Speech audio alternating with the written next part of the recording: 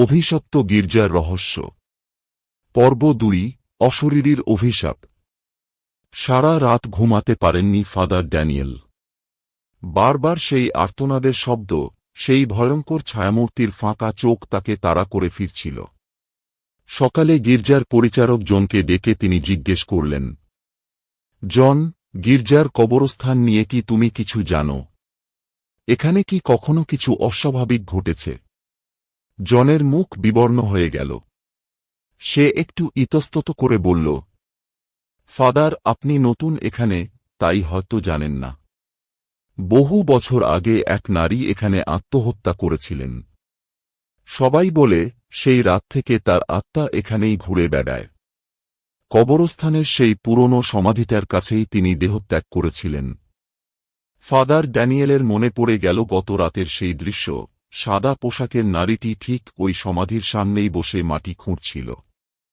রাত নামার সাথে সাথে ভয় যেন আরও প্রকট হয়ে উঠল। তিনি দৃঢ় সংকল্প করলেন, আজ রাতে আবার সেখানে যাবেন। যদি এটি কোনো অভিশপ্ত আত্মা হয়, তাহলে তিনি প্রার্থনার মাধ্যমে তাকে মুক্ত করবেন। রাত 12টার সময় লণ্ঠন হাতে নিয়ে তিনি কবরস্থানের দিকে এগোলেন। এবারও সেই আর্তনাদের শব্দ শোনা গেল, কিন্তু এবার আরও কাছে। তিনি যখন সেই পুরনো সমাধির সামনে দাঁড়ালেন, তখনই ঠান্ডা বাতাসের ঝাপটায় তার লণ্ঠন নিভে গেল। চারপাশ ঘুটঘুটে অন্ধকার। হঠাৎ একটা ফিসফিসানি কানে এল, তোমরা আমাকে মিথ্যে অপবাদ দিয়ে কবর দিয়েছ। আমি মুক্তি চাই। আমাকে মুক্ত করো। ফাদার ড্যানিয়েল শ্বাসরুদ্ধ হয়ে পড়লেন। তিনি অনুভব করলেন পেছনে কেউ দাঁড়িয়ে আছে। ঘুরে দাঁড়াতেই দেখলেন সেই সাদা পোশাকের ছায়ামূর্তি তার সামনে।